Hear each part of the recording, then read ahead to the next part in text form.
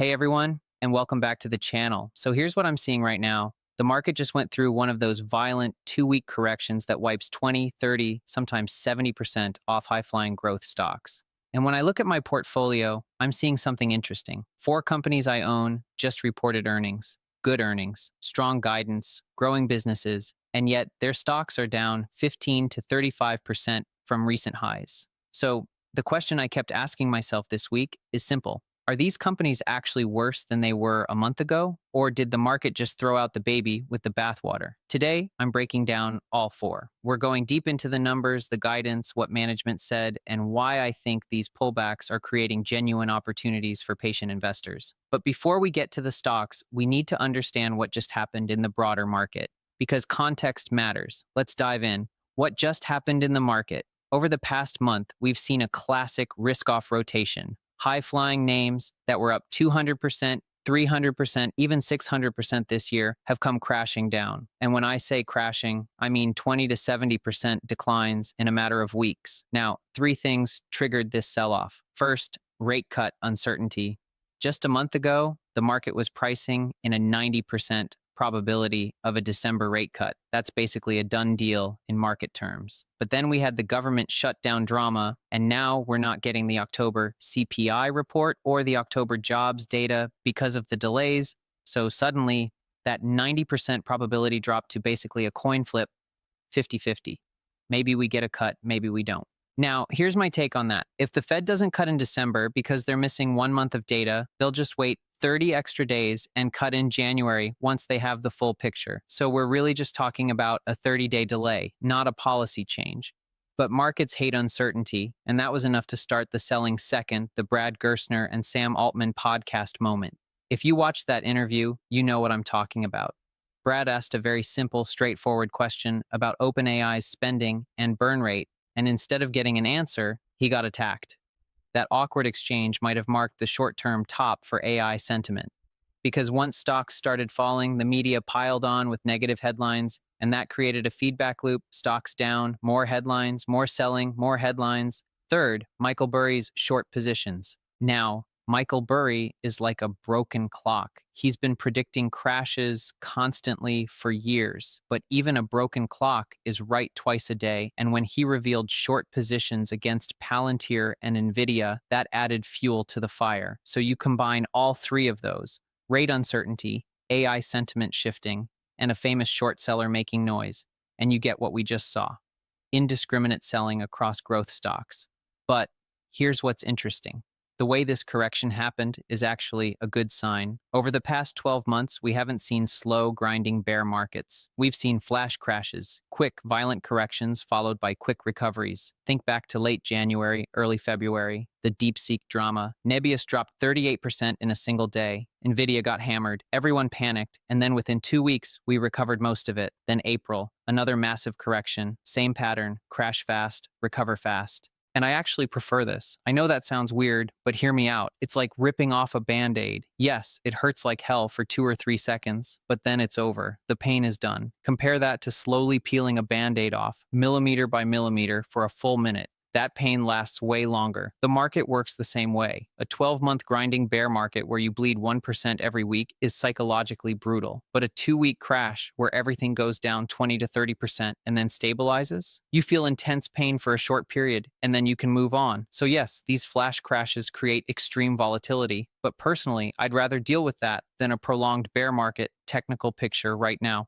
Now let's talk about what happened last Friday and the Friday before, because this is important. Both weeks, the S&P 500 dropped below its 50-day moving average intraday, and both weeks, it closed back above it by end of day. Same exact pattern with the NASDAQ 100. Now, is that a dead cat bounce? Or is it the market finding support and setting up for a recovery? I don't have a crystal ball. I can't tell you definitively, but I can tell you this. Next Wednesday, Nvidia reports earnings, and Nvidia sits at the absolute center of the AI bull market. If they deliver a strong report and guide higher, that could be the catalyst that turns sentiment around. And interestingly, Nvidia's stock showed the same pattern, went below the 50-day moving average twice, and both times closed back above it.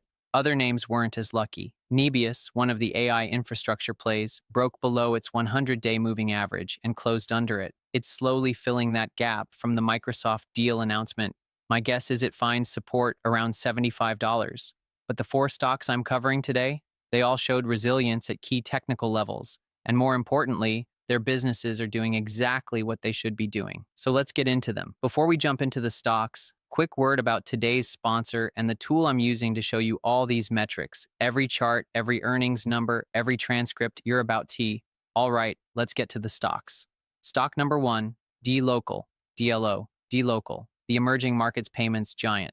The setup, dLocal is a $4 billion market cap company in the payments space, but with a very specific focus. They operate in emerging markets, Latin America, Africa, Middle East, Asia, the global south. Now, year to date, dLocal is still up 17%, so it's not like this is a disaster story, but over the past few weeks, it's pulled back significantly from its highs. Valuation-wise, it's trading at 24.5 times trailing earnings and 17.3 times forward earnings. For a company expected to grow revenue and EPS quickly over the next 2 years with solid margins, that's actually pretty reasonable. But let's address the elephant in the room. Emerging markets are riskier than operating in North America or Western Europe. You've got currency fluctuations, political instability, economic volatility. All of that comes with the territory. However, and this is the key point, the market is enormous. And dLocal is only a $4 billion company. The upside potential, if they execute, is massive. What went right? Total payment volume. For payments companies, the most important metric is total payment volume, or TPV. That's the total dollar amount of transactions flowing through the platform.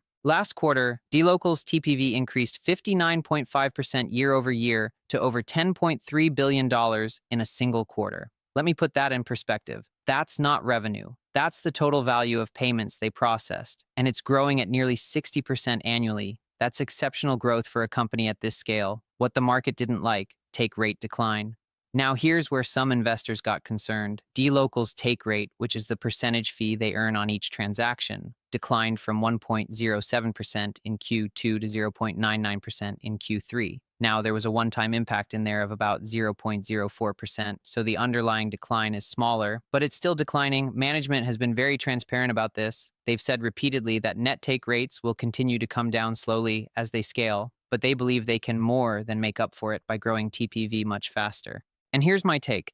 Let's say 5 years from now, dLocal is processing $100 billion in quarterly TPV. At that point, do you think investors will care if the take rate is 0.85% instead of 1.07%? Probably not.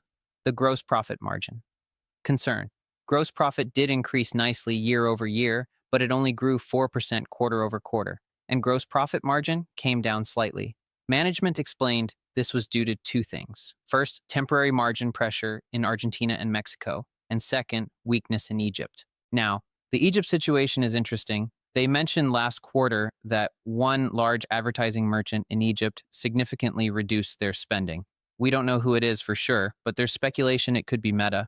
And here's the thing. When you're a small company operating in niche markets, one big customer slowing down can have a noticeable impact.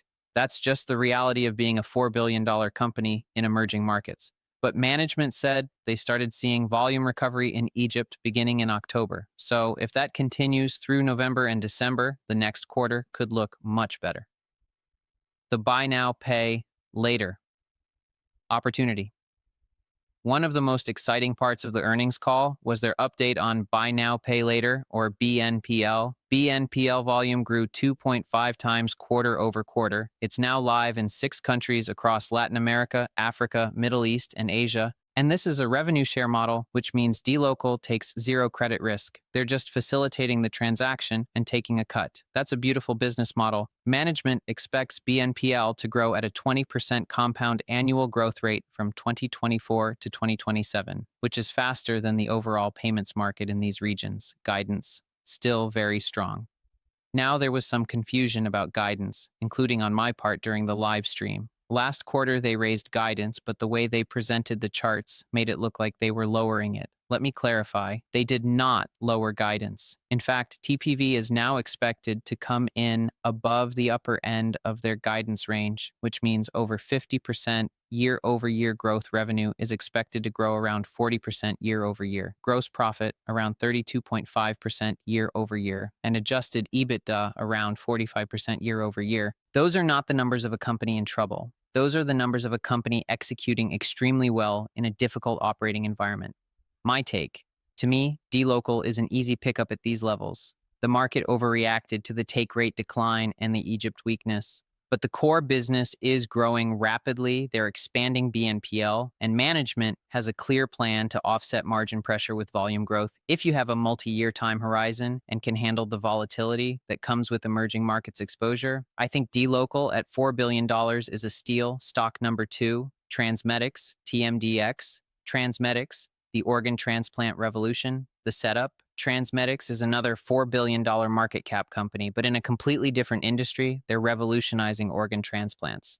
Traditionally, when an organ is harvested for transplant, it's put on ice in a cooler and transported to the recipient hospital. The problem? Organs start degrading immediately. You've got a very short window, and the quality deteriorates fast. Transmedics developed the Organ Care System, or OCS. This is a machine that keeps organs alive and functioning during transport. It perfuses them with warm, oxygenated blood. The organ thinks it's still in a body. Valuation. Transmedics trades at 45.4 times trailing earnings and 43.1 times forward earnings. Now that sounds expensive on the surface, but the PEG ratio, which accounts for growth, is only 0.3. Anything under 1.0 is generally considered attractive. And EPS is expected to compound at 72.9% annually over the next 2 fiscal years. That's exceptional earnings growth. Year to date, the stock is still up 72.9%, but recently it's pulled back about 18% from its peak. And this is the key question I keep coming back to. Is Transmedics 18% worse as a company today than it was 2 weeks ago? Or is this just macro noise? In my opinion, it's 100% macro. Revenue growth and seasonality.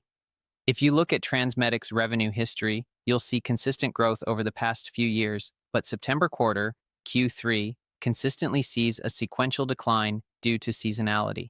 Fewer transplants happen in summer months. It's a known pattern, so seeing revenue down quarter over quarter in Q3 is not a red flag. It's expected. What matters is the year-over-year comparison, and on that basis, revenue grew 32%. Future growth expectations. Now, management is guiding for 35.7% revenue growth in fiscal 2025, slowing to 19.4% in fiscal 2026 and 16.8% in fiscal 2027. And here's where I actually disagree with analyst estimates. I think those growth rates are too conservative. Why? Because Transmedics is now expanding into Italy and planning further expansion across Europe. They're entering new markets with this life-saving technology. And historically, when they enter a new market, adoption ramps faster than expected because the value proposition is so obvious. So I wouldn't be surprised if they beat those conservative growth estimates over the next few years. Margins improving. Gross profit margin is around 60% over the trailing 12 months. Operating margin is 16.9%. Both of those are expanding year over year. Yes, margins were down quarter over quarter in Q3, but again, that's the seasonal weak quarter. Year over year, margins are moving in the right direction. Owned aircraft and guidance. Transmedics owns and operates aircraft to transport organs using their OCS technology. Last quarter, they had 21 owned aircraft. They're now at 22. And they updated guidance. They're expecting approximately 36% revenue growth year over year at the midpoint. That's based on continued organ utilization increases and OCS adoption. Third-party data validation. Now, here's where it gets really interesting. There's a research firm called Singularity Research that tracks Transmedics flights in real time. As of Friday, they tracked 28 flights that generated an estimated $1.9 million in gross revenue in just the last 24 hours. For the full quarter, Singularity is estimating Transmedics will do approximately 2,256 flights and gross around $153 million. That would put them at the high end of guidance or potentially beating it. So the third-party data is confirming that Transmedics is executing well and potentially outperforming expectations. The long-term Vision Management's goal is to facilitate 20,000 organ transplants annually by 2030. If they hit that target, this company will be worth significantly more than $4 billion. But here's the caveat. You need a long-term time horizon for this one. You need to follow the company closely, understand the metrics, and be willing to hold through volatility. My take, the metrics are clear, Transmedics is growing, margins are improving year over year, and they're executing on their plan. The 18% pullback since earnings has nothing to do with the company. It's purely macro, and that creates an opportunity for investors who understand the business and can look past short-term noise. Stock number 3, Shift4 Payments. Shift4 Payments, the undervalued payments giant. The setup, Shift4 is the largest of the 4 companies we're covering today at $4.8 billion in market cap. But here's the crazy thing. Year to date, it's down 35.5%. Let me repeat that. This is a very profitable, fast-growing payments company, and it's down over a third this year valuation, 32.5 times trailing earnings. PEG ratio of 1.0. Revenue is expected to grow 25% annually over the next 2 years, and EPS is expected to grow even faster. But here's the kicker. Management's target for 2027 is $1 billion in adjusted free cash flow, and the company is trading at a $4.8 billion market cap. Now, enterprise value is higher at $9.6 billion because Shift4 has $3.2 billion in net debt. But am I worried about that debt? No, at least not right now. Here's why. The business model. Shift4 is an acquirer. They buy payments companies, integrate them, cut costs, cross-sell services, and improve efficiency. Some people don't like this strategy. They say, what happens when there are no more companies to acquire? Growth will stop. I think that argument is absurd. First, there will always be payments companies. The industry is fragmented globally. Second, as Shift4 integrates each acquisition, they become more efficient. They delete redundant systems. They offer better products. They cross-sell to new customers. And most importantly, they're now operating across 6 continents. This is a global business. Recent conference and guidance Shift4 recently attended the KBW FinTech Payments Conference. Here's what they reaffirmed. Medium-term target, $1 billion adjusted free cash flow, exit rate by 2027, authorized a $1 billion share buyback program, doubling the previous authorization. Global Blue revenue grew 19% year over year. Organic growth is tracking at 18%, achieved a high 40% adjusted free cash flow conversion rate last quarter, latest quarter performance. Let's look at the numbers. Volume, plus 23%, gross profit, plus 62%, gross revenue less network fees, plus 61% diluted EPS, GAPI basis, $0.17, net income, $33.4 million. These are not the numbers of a struggling company. These are the numbers of a company executing extremely well. Market position in the US. Here's what most people don't realize about Shift4's dominance. Number 2 in restaurants, behind Toast. Number 1 in hospitality, number 1 in sports and entertainment, number 1 in luxury retail globally.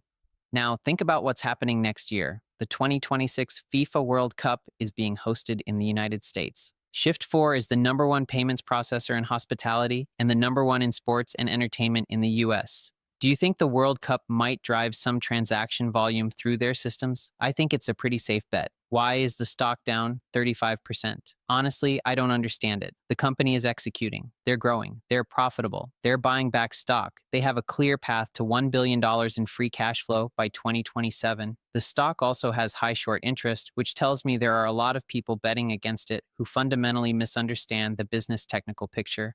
The stock recently broke below its uptrend line that started in July 2022. It did recover, and right now it's trying to hold support near its April lows, my take. To me, Shift4 is a cheap, high-quality company that the market is mispricing. This is one where I'm actively accumulating shares. I'm growing my position. And I think over the next 12 to 24 months, the market will wake up to the value here, especially as we get closer to that $1 billion free cash flow target. Stock number 4, Pagaya, PGY. Pagaya, the AI lending platform disrupting credit personal disclosure. First, full transparency. I had call options on Pagaya with $30 and $40 strike prices expiring in January. They were deep in the red, and instead of letting them expire worthless, I converted whatever value was left into shares. So yes, I'm holding shares now, and I want to be upfront about that before we dive into the analysis. The setup. Pagaya is the smallest company we're covering today. At just under $2 billion in market cap year to date, it's up 148%.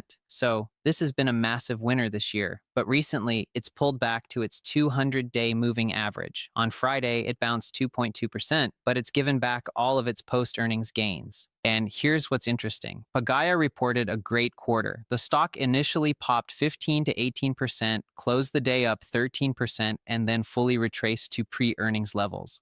Why? Because the entire fintech and lending sector is under pressure right now. What does Pagaya do? Pagaya uses artificial intelligence to underwrite personal loans and auto loans.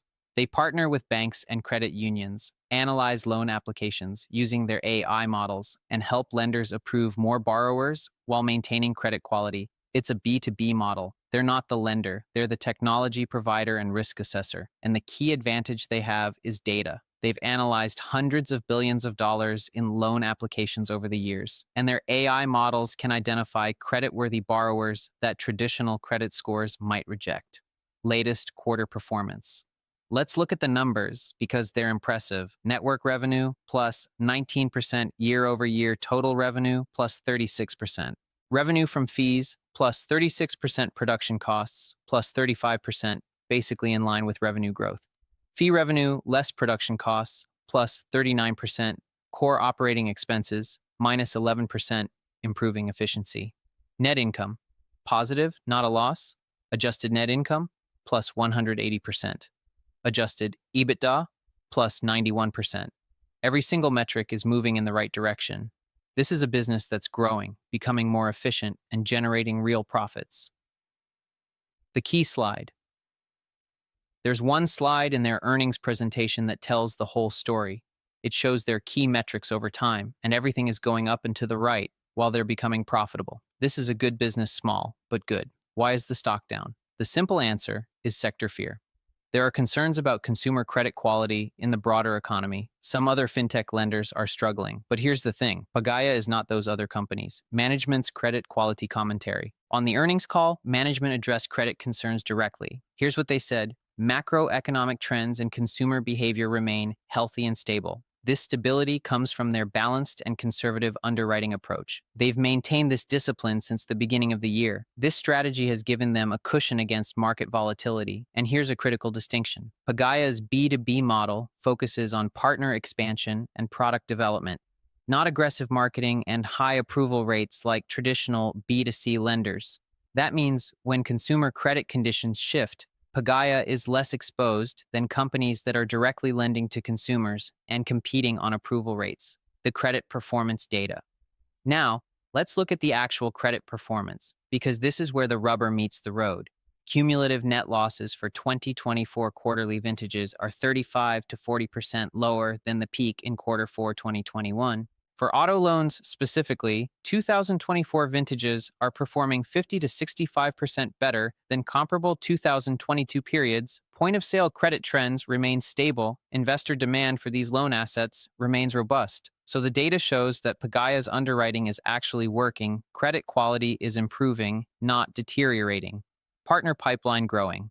Pagaya announced they signed a large regional bank in the United States. The partner pipeline is growing. Demand for their technology is increasing. All the qualitative commentary from management was positive. The selectivity question. Now, here's something that might seem concerning at first glance.